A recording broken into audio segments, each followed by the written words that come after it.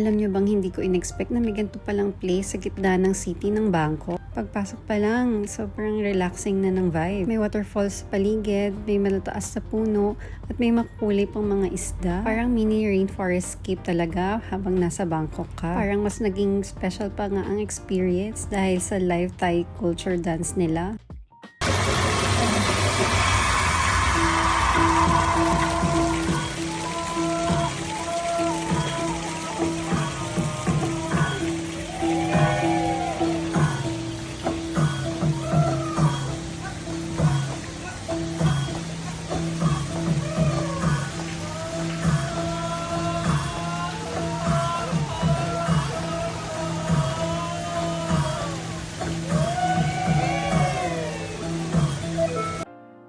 At syempre, hindi naman pahuhuli ang kanilang mga pagkain. Sobrang sulit sa lasa at sa presentation. Isa talaga to sa mga cafes na pupuntahan mo hindi lang dahil sa aesthetic, kundi dahil din sa experience.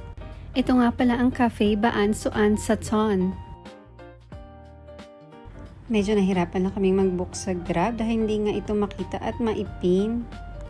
Pero dahil tayo ay smart traveler, nagpin na lang tayo ng katabi. Ayan nga ang City Car Garage. Thank you Google Maps. Baka naman. Charot. Bukas nga pala sila ng 10:30 ng umaga hanggang 11 ng gabi. Malawak nga ang lugar na ito kaya I suggest na magbigay talaga kayo ng oras para magstay sa lugar na to. Sa sobrang ganda ng lugar, bawat corner ay picturesque talaga. Sobrang mag-e-enjoy nga ang buong pamilya. Hindi lang dahil sa masarap ang pagkain kundi napakaganda din ng lugar.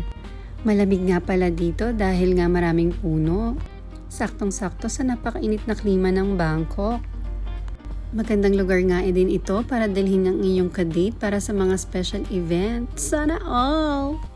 At kung single ka naman, huwag kang mag-alala. Meron silang mga parrot dito na pwede mong ipet at pwede mong kausapin. Aray mo!